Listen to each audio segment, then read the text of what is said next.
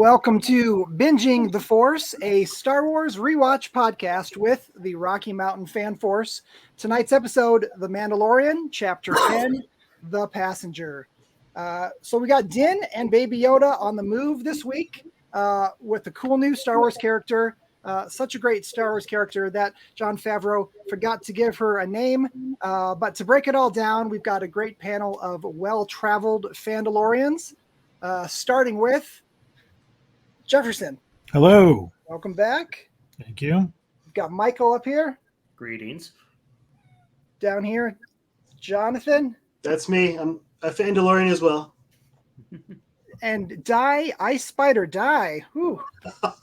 There's a theme here. Yes. Okay. All right. In this episode. And finally, our guest this week, we've got Shane. Hello. Welcome back, Shane. All right, guys. So viewer discretion advised. Tonight's episode features the live action debut of the Nabi White Spider. So we've seen some freaky creatures like that before on Rebels, animated things, and as well as some live action things like, Lord of the Rings, Hobbit, King Kong. But not all spiders you see on your TV are big screen or bad. Specifically, you've got people like Miles Morales, Peter Parker. So the Amazing Spider-Man. So my question for you Spider fans tonight, this is not a Star Wars thing, but for you Spider fans, what's your favorite depiction of Spider-Man on the big screen? I saw Michael twitching like the whole time you were talking about spiders. I just need to say in advance here to let everyone know I am famously arachnophobic. I'm not sure how I'm going to make it through this episode. Yeah. I don't watch the second Harry Potter film. I don't watch the second Hobbit film. I probably will be watching this like this the entire time. Right. I know I did that the first time I watched it. I don't even like the word being used. So that's even you just saying it and referring to it. And I know there's no way that we're not going to say it throughout the entire freaking episode. So it's going to be lots of fun for me. Yeah. Like I said, you're going to be like this the whole time. But even now I'm like, wanting to do earmuffs at just even saying the word. I mean, I tend to say like, those things or eight-legged creatures or something like that. I don't even like the freaking word. But having said that, we got to do what we got to do, and I got to do what I got to do. So, that can't stop anyone. There's no way to review this episode or discuss this episode without saying that. So, so if you touch man to the end of it, is that more acceptable? Well, yeah, and I should specify. I mean, if it's very cartoony, if it's very like non-realistic in a movie or TV show, that's fine. Like if it like Charlotte's Web or something like that, like the cartoon. The live action movie, I didn't even try. Okay. I don't know how it's depicted in the live action movie. Was not even going to attempt it. Just because this whole new thing of trying to make creatures like that, photorealistic. If it's a photorealistic depiction of one of those creatures, I cannot do it. It is not going to happen. So here, the ice things, it's on the edge. I mean, it's creepy enough. The motion of them, they put so much work into making the motion of them look realistic enough that it freaks me out. It's not fantasy enough for it to be okay with me. So yeah, Spider-Man, fine. Love Spider-Man, watch every Spider-Man movie, everything. But like the specific, like in the Tobey Maguire movie, the close-up of the bite, not my favorite thing in the world. Okay. So is Toby a favorite, or do you have someone else in mind? Well, Jonathan was going to jump in, so I didn't want to interrupt. Oh. He kind of threw it to me there, but he was going to say what his favorite was. Sure. So I'll set the bar pretty high. I have been an Amazing Spider-Man fan ever since I was probably about 7-8 years old when I got my first Spider-Man comic. So I've been a fan a long time. Even through those terrible clone Spider-Man era of the comics. But when it comes to, I was really excited when it came to movies coming out, right? Tobey Maguire one's good. The Amazing Spider-Man ones, fine, they're okay. But like Tom Holland's awesome. Like, you didn't even need an origin story. Just boom, go with him. But I have to admit, like ever since, I was a kid reading Spider-Man comics, and like all there was like the fun but cheesy Spider-Man cartoon on TV. Like, Which one? the one where it's like static Spider-Man and then the moving background behind him. Right? Should do background. There we go. You talking about the '90s one? Yeah, the '60s one. Oh, the '60s one. Okay. So, but yeah, I also watched Amazing Spider Friends as well. But like for me, man, when I first saw in the theater Spider-Man Into the Spider-Verse, like my mind was blown, and I was just crying at the end, because it's like, this is the movie that I didn't know that I wanted as a kid, but now here it is. And it's the ice cream, the whipped cream on top, Peter Porker and a Spectacular Spider-Ham. So that is my favorite Spider. Nice. Well, I'm with Jonathan. I think the two Spider-Verse movies are probably my favorite Spider-Man films. Although similarly to Jonathan, I liked all of them really except for Tobey's third one. I think it's pretty accepted that that's kind of the lousy film in the overall series. But I love the Spider-Verse movies, and I really, really enjoyed Tom Holland's third one. Doctor Strange one. Recent one. Yeah, the one with Doctor Strange with the other two. I remember seeing it in the theater, and I remember just having this massive grin on my face the whole way through the movie. I just loved every second of it. It's just so fun. Yeah, the whole thing's it's 2 hours of fan service. Yeah. Yeah, exactly. And that's but they made it work, I thought. Yeah, I didn't say that it was a bad thing. Yeah, exactly. No, I'm not. This is a ridiculous statement, but I'm not generally a fan of fan service. But I thought they made it work in that movie, and I really enjoyed it. And actually, when I saw that, I had not seen the Andrew Garfield ones, but I still enjoyed the movie, and I understood which characters came from his two movies, and I still really enjoyed the film. And that made me actually go back and watch. When you said you like all of them, I was like, okay, are you including the Amazing Spider-Man, the Andrew Garfield ones? Yeah, well, I hadn't seen them before that, but I went and watched them after, and I thought they were fine. I didn't. The reason I didn't bother seeing them the first time was because I knew that they were redoing the origin, and I thought, really, this soon you're going to start over? I'm not going to bother with this. But going back and watching them, I did enjoy the films pretty well. I thought he did well, and I liked his sort of cast of supporting characters, and his villains were okay. I didn't like the way they did Electro in his movie, and I think they redeemed that in the is it Far From Home is the No Way Home. No Way Home. Yeah. They definitely retcon the character very much of Electro for No Way Home. Yeah. Which is fine if you're going to fix it, if you're going to improve it. I don't have a problem with it. But if you're making me pick one version, it's going to be the Spider-Verse. Yeah, because I think those movies are just amazing, so to speak. So I love those. And spectacular. Cool. Nice. Shane, how about you, man? So I'd have to go with Tobey Maguire. I'd say my favorite one would be Spider-Man 2. I really like Dr. Octopus in that movie. But also I sort of have like Star Wars note in my life sort of attached to that. So when I think I saw it back in around Celebration 3, and the reason being is because it just, I think, recently came out that weekend or something like that. It was like opening weekend. So we saw it in Indy and saw it with some members of the RMFF. And I remember going and seeing it because it was rainy outside, as just raining cats and dogs, right? And we ended up going and seeing Spider-Man 2. And I think I can't remember who all went, but I just remember going and seeing it. It was sort of fun, it's a Star Wars weekend, but after the con, you sometimes have that little break of time, So I went and saw Spider-Man. I remember I was there. Yeah, I was there too. Yeah, good times. Awesome. Yeah, that was fun.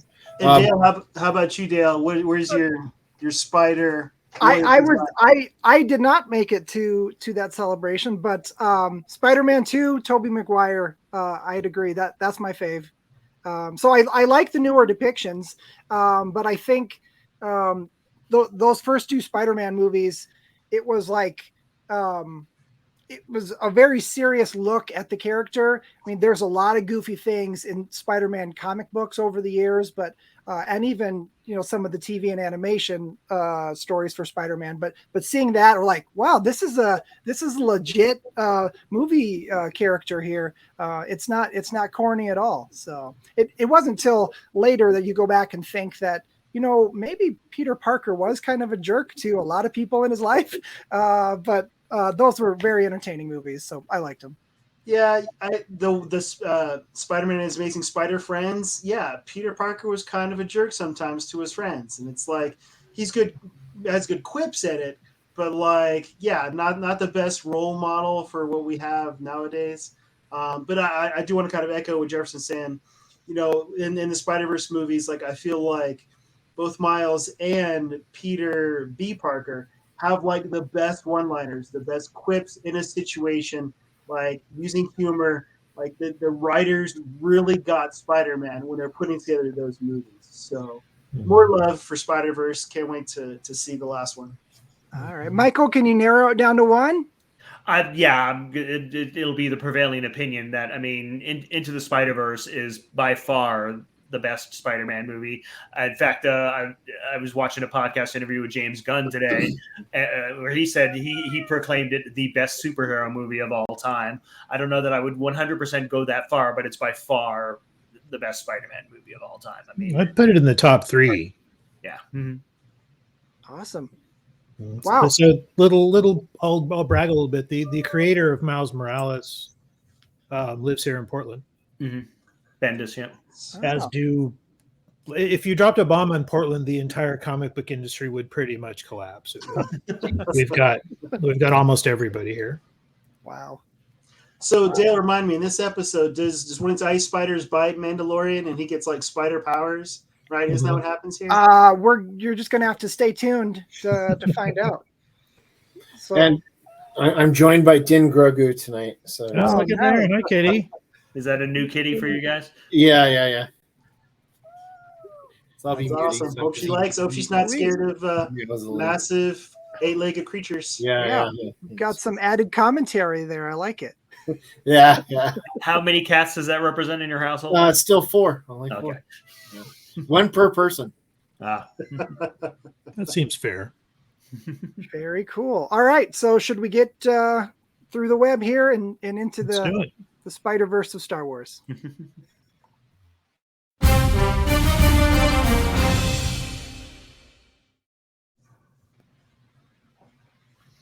All right. Previously on The Mandalorian. The recap's interesting that it shows that Zero, that droid, that's been, wiped out. You thought his story was over. Well, generally the point of the recap is going to be to give us, this is all the stuff you need to know to understand what you're about to watch. Yeah. So they're just reminding us of, remember that guy from... Yeah, things that'll be relevant to what we're going to see in this episode. Yeah. Right. I thought that was a cool looking droid, and it was kind of a bummer that, he got taken out. All the other characters from that, ended up in jail or blown up, I guess. But yeah, but would you bother putting a droid in jail? You think you just wipe their mind and just start over? Right? Yeah, it seems like. There are all kinds of ethical questions come up, I suppose. Yeah, but wasn't it in one of the episode in season 3 where there's the droid bar and they all sort of act like people? That was a weird one. Can't wait until we get to that one where it's like big moral discussions about droid rights. Yeah, and Solo. Yeah, same conversation. Yeah. So his quest, the whole point of the last episode, right, was he was trying to find out information about Jedi, and he ended up on that planet, and that's when he saw the armor. And so once he saw the armor, it then became about obtaining that armor.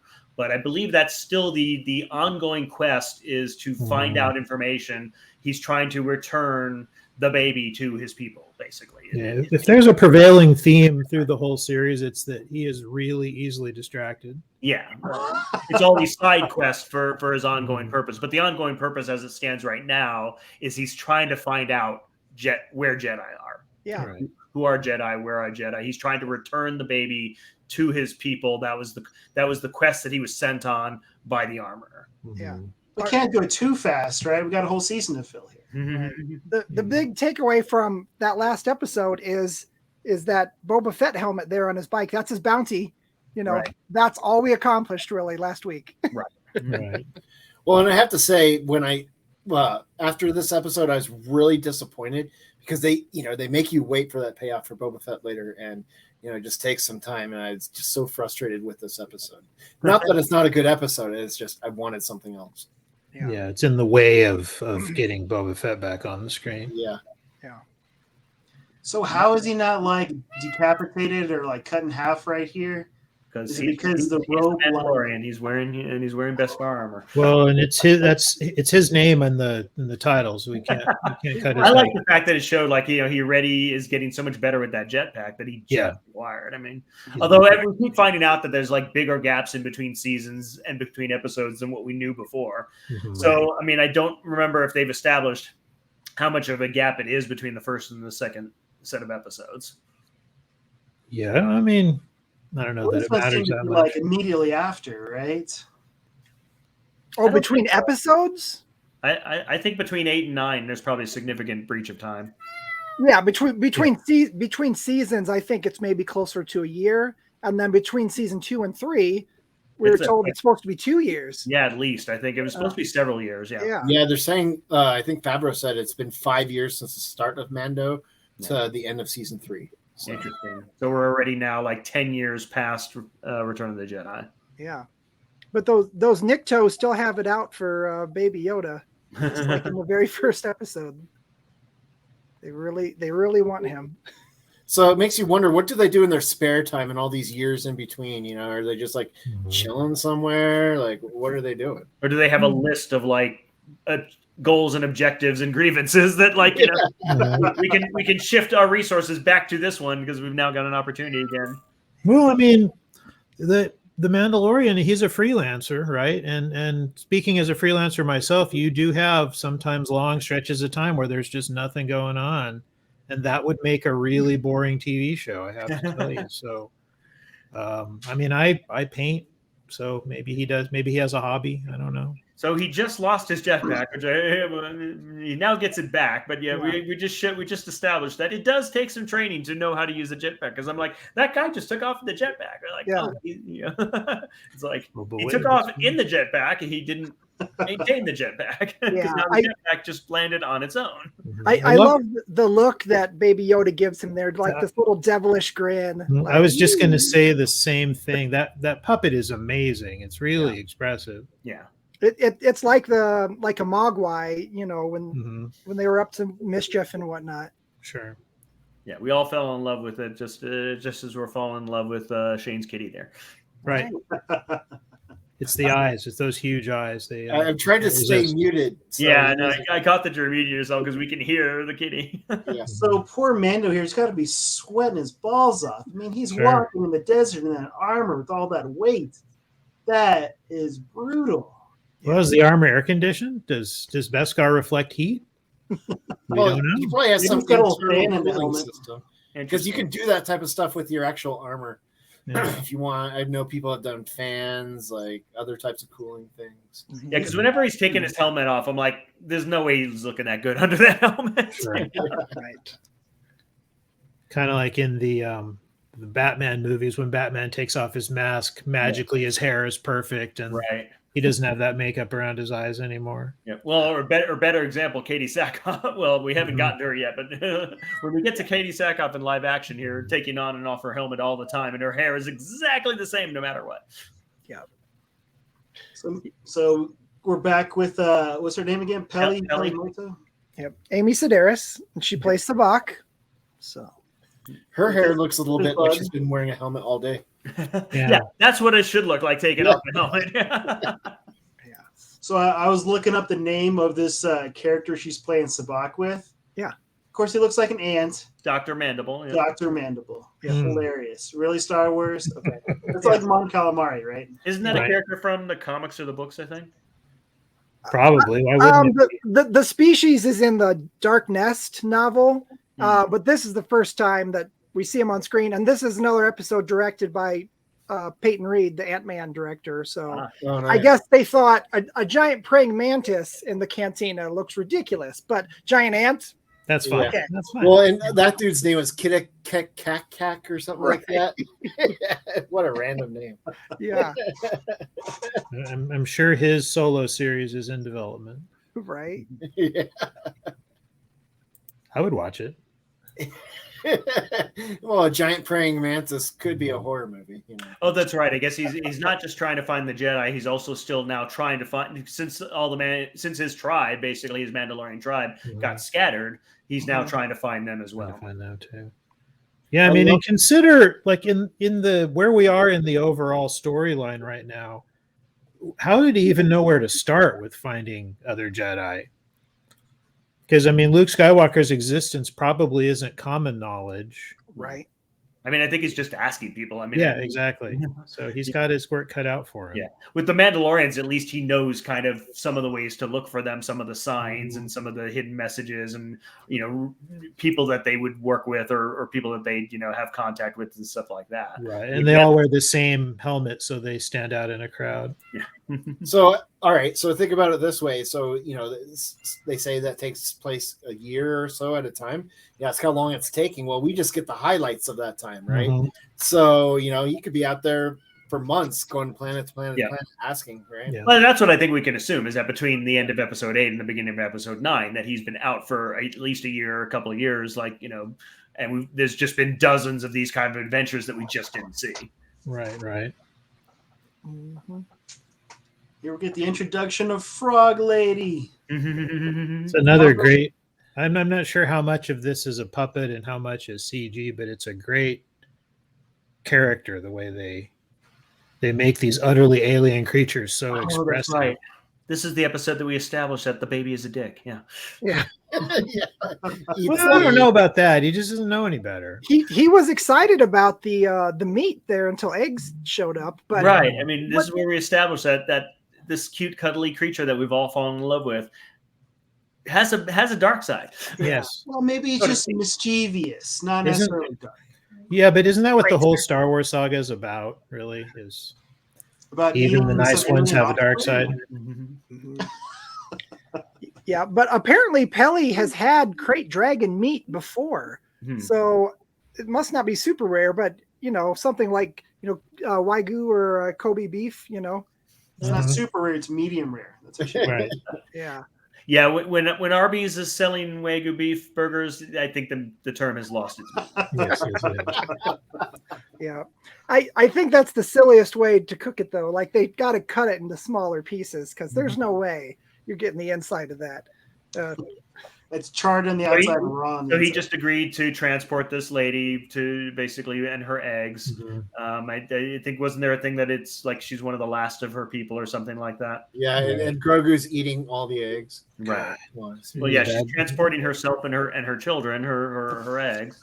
But he basically agreed to do that for Pelly. Mhm. What is he getting out of it? She's got information for him or something. Something like that, some sort of trade that she offered him that he agreed to do this job. I mean, that's his currency is Yeah. doing jobs for people and either taking people out or hunting bounties or transporting here. And he was like, I'm not a taxi service, but he agreed to it. But yeah, the baby just keeps eyeing those eggs, man. Yep, Pelly was kind of a fast talker there, and pulled the fast one on him. And, oh, you've got to take this lady; it's very important. Well, she is a huckster. I mean, that is her trade. I mean, He needs to get one of those eggs, put a little salt on it. It'll be delicious. Yeah. Mustard. Oh, Grogu, you're such a bad kid. It's pretty dark if you think about it. I mean, if we could understand what Frog Lady was saying. Yeah, it is. And what's funny is like, so here they're building up to it. They're tricking us. They're making us think, oh, look, he's fascinated by life in all of its forms. He's just so in tune with the Force. But no, he's just hungry. no, he's just obsessed with lunch. Yeah. Yeah, he's just hungry. And there's our Star Wars toilet. Is that the first ever Star Wars toilet? Yeah, but we saw it in season 1. Yeah, but I mean, nobody Dude. else has one. We never see the toilet in the Millennium Falcon or anything like that. Yeah. He just ate it. He didn't killed take it out of his mouth, did he? Like, No. let him eat one of her children. Well, it's not fertilized yet. I mean, it's just like a chicken egg or something. Is it? I didn't remember. We don't know. No, they're not fertilized yet. She's They're not taking these eggs to her fertilized. husband to be fertilized, and then Oh, okay. Yeah, okay, that makes it a little less awful, I guess. Embryo. Yeah. Little, Yeah. little, Quite so appalling. little less awful. Sorry, my baby ate your egg. Yeah. maybe you miscounted when you put them in there. Right. Right. When she gets the jar back later, she doesn't have a number in her head. Oh, that looks about right. All right. Oh, this I is hear- our first introduction of Rangers of the Republic people. Right? Yeah. So we haven't met these guys before, right? This is the first time we. But we did season one Oh, Okay, they're so in we- season one. at the end of the episode. They blew up the base. Oh yeah. Now I remember. Oh, right. That was That the hideout. heist episode, yeah. Mhm. Yeah. Yeah. And Deborah Chow was supposed to come back as cameo as well, but she was shooting Obi-Wan when they were shooting this. So Yeah, when you say cameo, you mean being as a director of the show, yeah. right. Yeah, she directed, I believe, the entire season of Obi-Wan, which is unusual for any directors of these series to be directing all the episodes of a series. Right. I mean, I think part of that is because the Obi-Wan series had been planned as an actual movie that they then split up into a series. Right. Right. And No, these two were supposed to be in Rangers of the Republic, which Right. with Cara Which didn't Dune, end and up that happening. got canceled. Yep. The spinoff that was supposed to happen around Cara Dune. Yeah. Yeah, this is a pretty interesting interaction because it's like what seems to be the problem, officer, like having the conversation Right. with a deputy or something while you're still driving. Yep. Well, Yeah, it kind of and it gives us that the Republic they're trying to be the police force and they're trying to run the galaxy, but the impression I get is that they're not doing that good a job. You know, they're stretched too thin and they don't have enough. Right. I think they probably do a very, very they probably do a very effective job in the inner core. It's in the outer rim where it's basically the wild, wild west that they're trying to police it. That it's a whole nother thing. It's like, you know, like you say, it's a wider area to patrol the outer rim, and it's a lot of planets. It's a lot of crime. It's a lot of outlaws. It's, you know, they're not nearly as effective.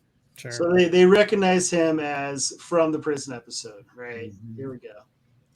Yep. And that was Dave Filoni. There was Yeah, that's what I was going to say, Filoni. As the character Trapper Wolf, Yeah. You suppose he made up that name himself? I bet he did. right? I like how they switched their comms to channel 2. I just watched Smokey and the Bandit this past weekend. It's the same kind of thing. Like, oh, don't be on this channel. Switch it Right. up here and have a private conversation. But this is some good chasing. I like It this is. action in the middle of the episode. Mhm. It's good Star Wars flying in atmosphere, which you didn't get hardly any of in the original trilogy. So Yeah. it was good chases. Yeah, I mean, we had stuff you couldn't do in the 70s. no, exactly, not with all the clouds and stuff in the background. Yeah. But I mean, it's nice that the series still, even on a TV budget, which is granted it's a high TV budget, but they maintain a very consistent level of quality with the films. Oh, yeah. You know, it all looks the same in terms of the quality of the visuals. And we're on an ice planet. Yes, we are. Those diverse Star Wars ecosystems, Right. Desert planets, ice planets. That's pretty jungle much planets. Yeah, that's pretty much it. I like in the X-Wings, you've got their targeting computers, right? A little call back there to the original trilogy. Yeah. Still looks the same, apparently. Yeah. I mean, I guess there's a theory or you know, an extrapolation you can make from it that, yeah, most of the planets on the outer rim are going to be either desert or ice planets, because it's rare to have that perfect mix of, you know, where you'd have a lush green planet like an Endor or a Naboo, and when you do, they're going to be extremely valuable and probably have, like, you know, people like, you know, the people who live on Naboo, because you've got a rich planet at that point, you know, whereas you've got all these planets that don't have a lot of people on them because it's either deserts or Well, and think of how massive the galaxy is, and how many types of just gas giants are everywhere. Iceberg, whatever planets, you know. Yeah. So One things thing go from unique bad to about worse. Go ahead. I was just saying things are going from bad to worse for poor Mando. Yeah. Mhm. One thing unique about the Razor Crest is the damage this thing takes on. It really gets beat up throughout this series. Oh, In the films, you have things like the Falcon that they get damaged, but it's really a scratch. They can still fly, but this thing gets the crap beat out of it. Well, he's really good repairman. I mean, heck, he gets this thing up and going. Like, Yeah, but he does have to keep going back to Pelly, doesn't he? Yeah, exactly. He's not. He can He's get it. definitely got a very lucrative franchise in fixing his ships. Yes. It takes a village to keep that thing space worthy, I think. Mhm. well, this would be Power. a bad planet for her. I mean, if she's a lizard lady, cold blooded, oh man, Right. she's Right. not gonna last long. There you go. Get some blankets. Keep Frog Lady warm. Yeah. And yeah, we don't ever learn her name, right? She's the passenger with She's the just Frog Lady. episode's named after Yeah, her. in a rare situation, he doesn't speak her language. So I mean, they've normally sidestepped that problem for the most part. With all these different races, that there's at least some commonality, standard language that they can all understand each other in. They might have their own languages, but then they have common tongues that they can each speak. And we establish here that she does not speak anything that he can speak. Mhm. And he doesn't. And speak that's Frog. neat. That makes the story more fun. That he can't understand her. Yeah. Yeah, and more realistic too. You're not always going to have a common language or a droid kid. around like C-3PO. Right. And it's a Western trope as well. It's the having to traverse, across the Western, fields, or the, trying to travel on a covered wagon, transporting a lady and her baby, Right. A precious cargo. Yeah. Mhm. And It's even got her- like she can understand him. It's interesting that he's still kind of speaking out loud, which benefits us as the audience. But it's like, is there Right. is there really a reason to do that if she can't understand him? He has no idea whether the baby understands him. So him actually verbalizing things as it's going along is really purely for our benefit. Right. Well, I mean, he previous to the start of the series, he probably spent a lot of time by himself in his ship, and I bet he talks to himself. True. Mhm. I'm not saying that I talk to myself all day when I'm here by myself, but I'm not saying I don't either. So I like how she hasn't even noticed yet that anything is missing. Right. And it was nice of Mando to pack the little bento box lunch for all classes of passenger here. Yeah. They all get a little snack. Yeah, that's Yeah. nice. The Razor might have- Crest reminds me a little bit of what Cousin Eddie's mobile home would look like, on the inside. Here we go. Yeah. It's a wreck. Yeah, she Got realized. an idea. Does anybody know is Frog Lady a puppet or a CG creation? No, there's an actor in there. Misty Okay. Rosas Right, okay. is the actor, and D. Bradley Baker does the voice. So. Right. But I mean, all those facial expressions are pretty good. It's probably a mix of Yeah, animatronics. a lot and of times it CGI. is. Yeah. Yeah. But yeah, Misty Rosas, right? Mhm. She also played the Ugnaught character. Mhm. Oh, Quill. Yeah, the one that Okay. Nick Nolte did the voice for. Yep, Gotcha. yep. Nick Nolte was the voice, but she was actually in the bodysuit. Mhm. All right. Yeah, I mean, you're right. It's probably a mix of. They probably do as much as they can with a costume, and then they'll enhance it with animation. Yeah, I know Jon Favreau does have a preference for trying to do things practical when Sure. he does. Sure, and then I think the assumption is that using CG is cheaper, but I don't think it actually is. It really depends. It's Yeah. really always a mix. It's always about what's the right tool for the job. And Mhm. So here in our plot, it's the moment of crisis. Mando's ready to give up. He's like, man, these obstacles, these challenges are too much to overcome. But she's like, all right, you got to hold to your word, Mando. The Mhm. Mandalorian code.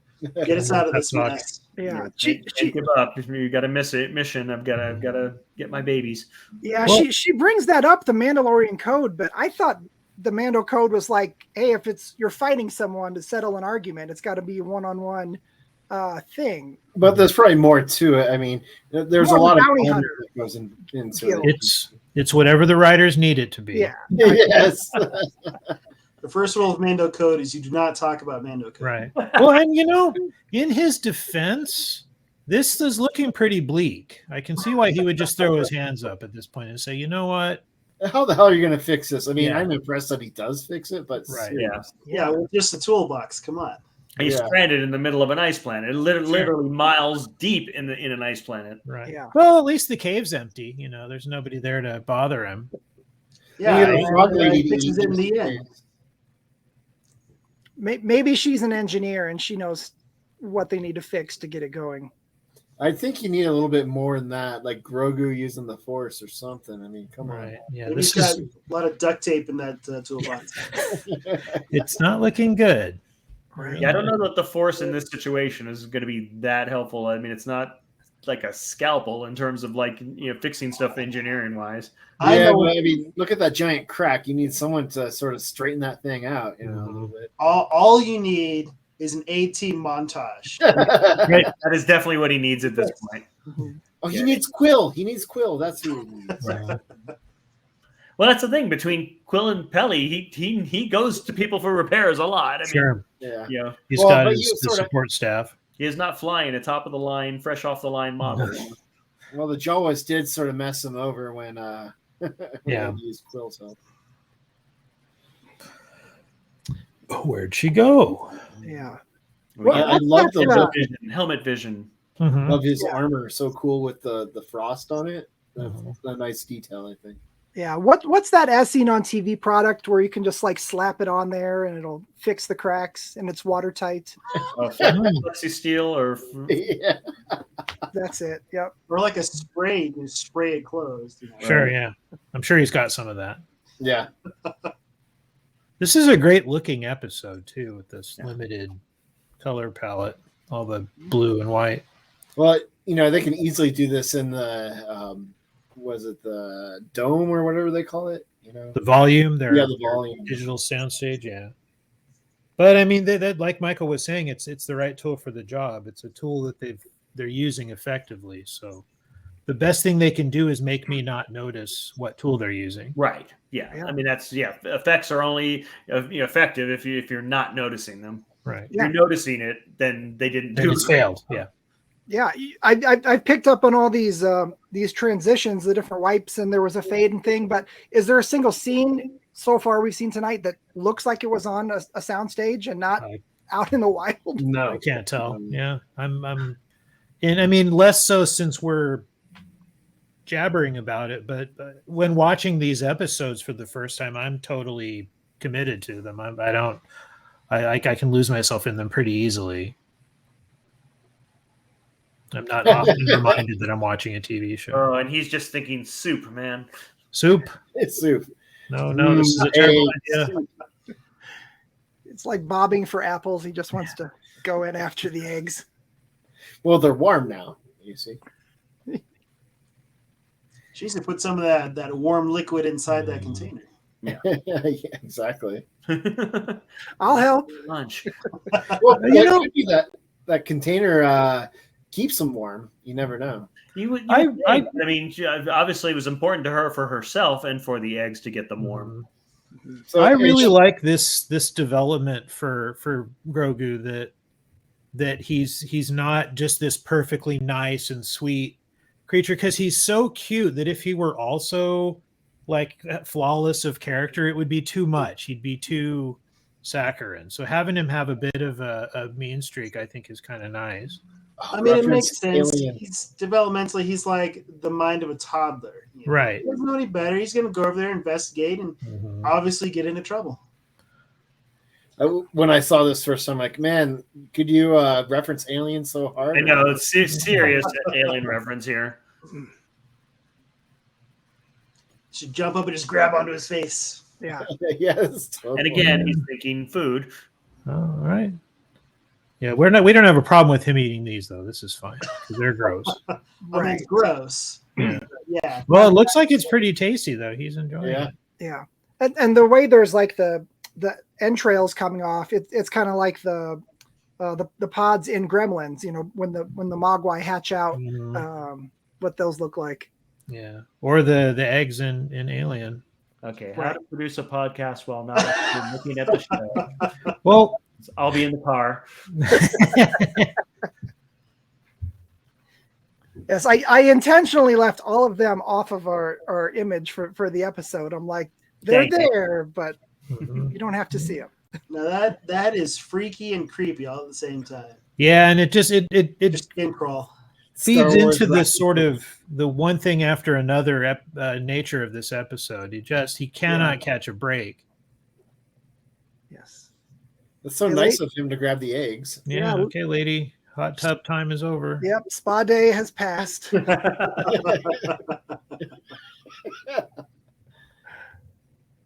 She gets dressed in a hurry. She sure does. And look at him. He's turning his back. He's so valiant. Yeah, this is not looking good. Yeah, the The giant big one Why coming are out they of not the, running? Wow. Come on now, because you're so afraid. You're like, oh my god, right? Why doesn't he have his jetpack with him? I mean, come on. Well, he didn't think he was going to need it. He's in a cave. Fair True. enough, but there's glaciers around. You could fall into one, you know. Yeah. So I take it this is like the queen. Those are all her little baby eggs. Yeah. I mean, it's Maybe. very much an Aliens reference. Mhm. Yeah. Yeah. Yeah. I think this is the first time we see the different sizes. Like in Rebels, I feel like they were all just They were uniform. Yeah, they were pretty Big uniform ones. in size. and in the second Ewok movie, there was a big spider there too, but just Was one. it the same design or was it different? Because I know this is from an old Ralph McQuarrie painting, is where this design originally came from. Right, different design. Yeah, this was supposed to be something that was on Dagobah, but I think when they got to shooting that, like, they didn't really focus on any of the creatures in the swamp. You know, you see Not like really. the bog wings in the background and lizards and whatnot, but Mhm. So that's cool. Frogly started like running on all fours. Yeah, I know. Kind of leaping a Yeah. little bit, you know, like a frog.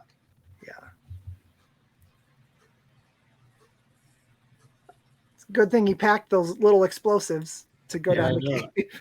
You kind of have to ask yourself though, where are you running to, Mando? You're running into your broken ship that is not going to help you escape. It's Right. some sort of shelter. That it's Yeah, I better mean, than is I'd nothing. rather be inside the ship than outside the ship. At Yes, that point. He has a whole cache of weapons too. Yep, lock the door and hope they don't have blasters. Right. It's got Oh, bug here we spray. go. Kerblooey. Yeah, flamethrower is a pretty good bug spray. Yeah. Too many of them though. This is, I don't know that Star Wars ever gets more horror movie than this. True. Right. This is, I think that, and I don't know that it should either. I think You this got my is- vote. Yeah, even this is, I remember thinking at the time, this is maybe a little much for Star Wars. Yeah, like this is not a scene that's designed for kids. Right. But they are, I mean, definitely what from the Alien franchise, they're drawing from the second Alien film, which is much more of an action film than a horror film. Yeah, definitely. It makes me wonder. Aliens. Yes, they're inside the room. Because they reference Project Necromancer, right? Eventually, and it makes me wonder if they'll ever do like a zombie stormtrooper type of deal, like because they've had a book about that in the past. Right. So I could see them doing something like that, you know. Yeah, but I think they probably at the same time they want to keep the tone as all ages as they can. I think they know they've got to understand who's buying all the toys that subsidize this. Mm-hmm. Well, I bought that toy. There's like a little Grogu toys that you could buy at like the grocery store. Yeah. Like this big. And I did buy one that was of Grogu here with a little spider on his head. Nice. Because it's cute and freaky at the same time. Yeah, make sure to put that away when Michael comes over to your house. Yeah, you have to think that they've got a question how much peril to put Grogu in. You know, Mhm. should the spider be right on top? You know, fighting or anything like that. Yeah, and then like for that particular scene, they used it sort of. I mean, I don't want to say comedy relief, but kind of comedy relief. With it's on his head, and then he shoots it off. So they're steering towards action more than horror here. Yeah. But it's still pretty horrific. Yeah. Just because, I mean, Michael's not the only person in the world who has a problem with creatures like this. Mm-hmm. Yeah. See, I'm so impressed this thing is able to fly. I know. Or at least just barely take Ah, off. Ooh, see, that's so just close. not fair. That is That not could have been a fair. fine ending to this sequence, and he's out. He's safe. But much like in Aliens, they think they're safe, and then the big one shows up and gives us another half-hour movie. So he's got to be like Ripley. He's got to go find like the power loader and go fight this thing. Right. I think the Razor Crest is his power loader. Yes. Yeah. That kind of is.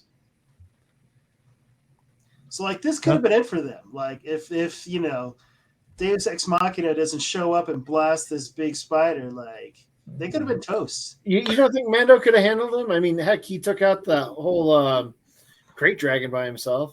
I don't know. He doesn't have to get as bait here. But what's nice is that this isn't entirely out of nowhere, because we've already established that those two X-Wing pilots are on the planet looking for him. Well, yeah. But still, they do have excellent timing. Yeah. And he is making a lot of noise, so it's probably they found him pretty easily. How long did he stay in the cockpit there that they were able to set up that many webs throughout the cabin of the ship? Takes as long as we need it to take. I mean, there were definitely a lot of them. Yes, there were. All right, Mike, you want us to tell you when all the spiders are gone? That would be nice. They're almost done. But then I'd be sure that you're lying to me. We wouldn't do that to You're you. onto Well, us. I wouldn't. These guys might, but I wouldn't. Yeah, literally, I'm a huge Lord of the Rings fan, or Lord of the Rings overall fan. Will not watch the second Hobbit movie, which I know is amazing. Yep. I completely missed out on Smaug in that movie because I won't watch that movie. Well, there's a fast forward button. Yeah, you have to actually see stuff to do that. Yeah, okay. Well, you know what, Michael? Here's what I'll do for you. I'll figure out the timing. I'll figure out how far you need to go into the movie to skip that whole scene. Yeah. Just stick to the Bashki versions. Those spiders are. I love the Bakshi versions because that didn't bother me at all. Yeah. They have faces and they talk and they're goofy. Yes. So you're good. They're just chit chatting about you did some bad things in that prison episode, but just some good things too. So let you off with the warning. Yeah, they really give him credit for his good deeds, but they still completely, ditch him on this isolated planet. It's not like there's a auto parts store down the road. We saw nothing there besides snow. Right. One of them looked a little bit had the same head as R5 there. Yeah. Well, that's the price he pays. If they're gonna let him off with a warning, they're not gonna help him out. You got to fix your own flat. Yeah. Right. Exactly. He's called AAA. What a mess. Yikes. Do you think he ever regrets his life? He's just standing there looking at the ship, like okay. It's like, now what? We're alive, but I still got to fix the ship.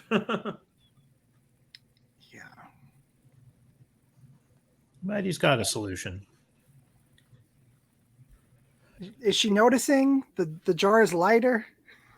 So we've actually just referred to a bathroom and called it the privy. So of course, all Star Wars takes place in England. Yes. That's what the Imperials called it because they're British. Right. Oh, there was your montage.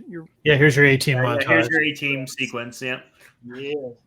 Bum, ba-dum, bum, bum, bum, bum. Bum, ba-dum, bum, Well, this got to get it up in the air. If I remember right, the only thing that's pressurized is the cabin. He just referred to that in order that he's pressurizing the main cabin because that's the only thing he can do that with because the rest of the hull is so damaged. So he said to her, if you have to use the restroom, use it now. Takes a kick and it takes a lick and keeps on kicking. I know, but for how much longer? Yeah, I like the turbulence shows up in Grogu's ears, wobbling back and forth. Whoa, a little wobbly there. You think? Yep, if someone shoots at us, or if the door gets sucked off its rails, I like that. Yeah, the ship you're fully expecting by the time they get to where they're going, it's going to be just like the end of the Blues Brothers when they arrive and then the whole thing just falls to pieces. Grogu's like, I'm hungry. You got any No, more eggs? Grogu, you're He's such a bad kid. got to covering it up. It's like it's not going to happen, little guy. You're too late, lady. Oh, Snappy got Of one. course, he's got one. Yeah. One more for the road. I like how they don't is a even beat really up. ever apologize for that either. They just, he ate all those eggs. That is a seriously beat up trash. It sure is. But yeah, you're right. Directed by Peyton Reed, director of Ant-Man. Yeah, man. All three of them. I've driven cars like that. I get where he's coming from. You just try to drive it until it falls apart. Hey, did I have to stop it at that point? No, I did not. But you've chosen to, and we respect your choice. You don't want to see any more concept art of eight-legged creatures. Yes.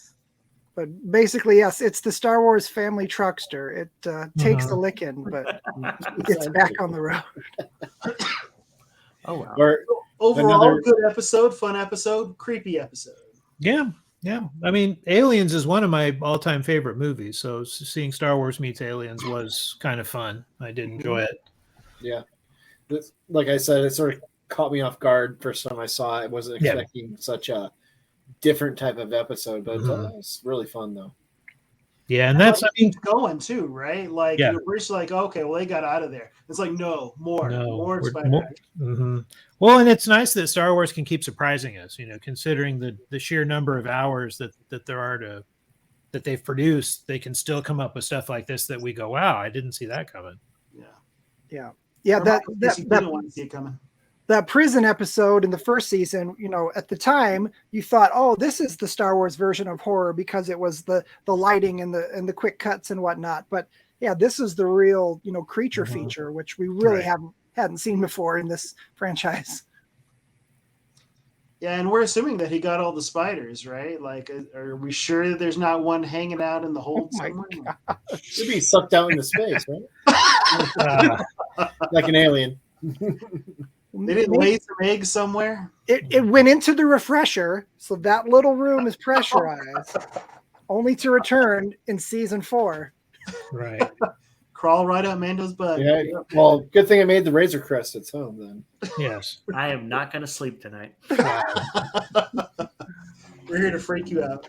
Awesome. So we actually have viewers, and they've been making comments, and I kind of missed all of them. So let's take a look at that. Awesome. What are some of the comments here? Yeah, so I think this was just a hello. It was just Rich Brendel just saying chut boyos. Is that someone's friend? That's mine. Okay. I'm responsible. And then I wholeheartely disagree with this comment from Rob. Spiders are people too. No, they're not. They are in fact arachnids. Spiders are when he's like using the flamethrower on them. Sorry, spiders. No. And back to Rich. I'm with Dale, and I don't like Miles in Spider-Verse. He's a punk kid who doesn't care about consequences. Miles is the coolest. Miles is for a new generation.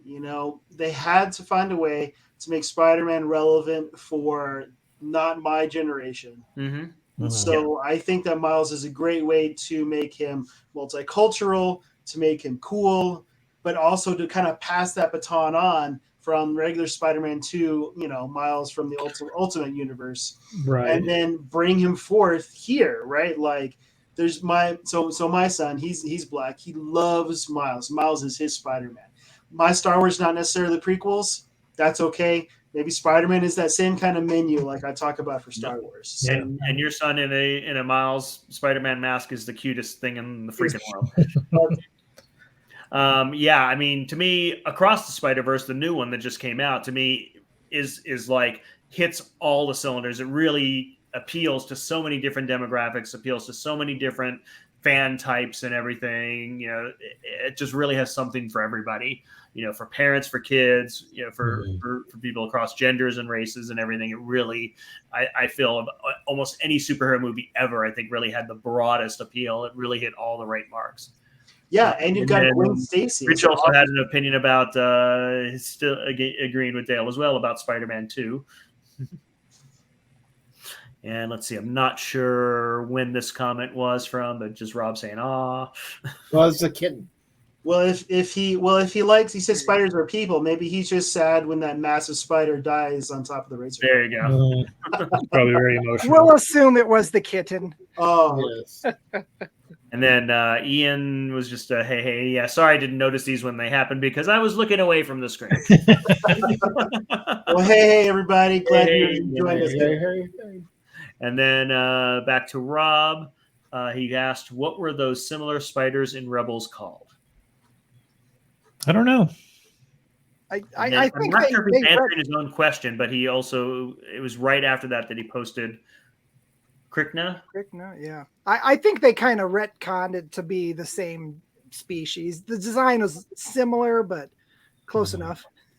Both based on that same Macquarie painting. I think so. We very much appreciate the audience participation and hope more people watch us live and can ask these kind of questions and participate in the show. I'll try to pay more attention to them when I can actually watch the screen directly. So is Krykna kind of like arachnid, maybe, but just kind of jumbled or something? Ooh, Yeah, it seems like it. Yeah. there you go. Interesting. I don't know if they were rebel or imperial spiders, but either way, they can die. I think they were chaotic neutral at best. Right. Right. Non-aligned spiders. Awesome. All right. Cool. Well, any more thoughts on chapter 10? It's a chapter I feel would be best left closed. Yeah, exactly. This probably isn't one we need to revisit every year. I love the frog lady. Mhm. Always happy to see Pelly. Yeah. Nice to see our Rebel pilots and have that ongoing story there. Or not Rebel, sorry. Republic pilots. New Right. Republic. Yep. And apart from Michael's issues with the episode, and it's a fun episode and it's a neat sort of Star Wars goes horror, but at the same time, this episode does not appreciably move the story forward at all. No. It's Just a big like last week. distraction. Yeah, it's Yeah. a huge. In distraction. fact, pulls it back because it means obviously the next episode is going to have to be about him repairing the ship. Right, It's true. So We're not moving forward anywhere without repairing the ship. So Right. Yeah. 2 steps backward, 1 step forward. yeah, such is the life of a Mandalorian on the move. Yeah. Awesome. Well, next week we keep moving on with the broken ship story. Mando chapter 11, the heiress. No indication yet who the heiress is. We'll find out next week. In the meantime, you can join Frog us. Lady. Frog Lady's also the heiress. Oh, yes. It's so crucial that he brought her along. She's going to grant him the frog fortune or something. Kiss her and she Egg, turns all into the eggs the child can eat. Yeah. Well, he'll have a frog army with all those. There we go. That'd be awesome. I can remember Frogman and some Marvel comics where there was some giant frogs. Marvel fanfare days. Well, and they had he was mostly a comic relief villain I think he was called Frogman, and he was in the She-Hulk TV Yeah, series. he was in She-Hulk. Yep. Yeah. And it was great. It was great in She-Hulk. Disney owns them both. I sense a crossover here. Well, Disney owns Aliens too, so they could have just gone all out on this. And Kermit the Frog. Why not? Just put it all. All possibilities are endless. The Frogiverse. Oh my gosh. Awesome. All right. Well, in between shows, you can join us on Facebook at Rocky Mountain Fan Force. Look for us at Binging the Force on all your podcast clients. You can buy our merch at bingingtheforce.myspreadshop.com. And we are on YouTube as well at Binging the Force. So next week, chapter 11. That's all I got. See you guys. Ribbit. Take care.